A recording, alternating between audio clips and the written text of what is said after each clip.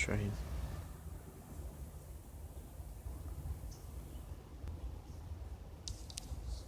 So it was, and then it stopped.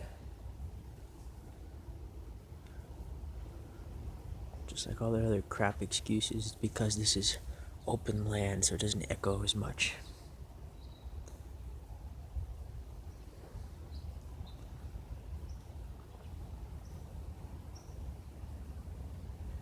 Why can't someone just drive a normal train through there and record it?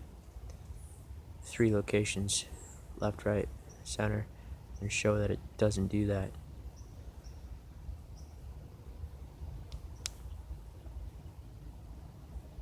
Now, when I turn this off, they'll get loud down there again.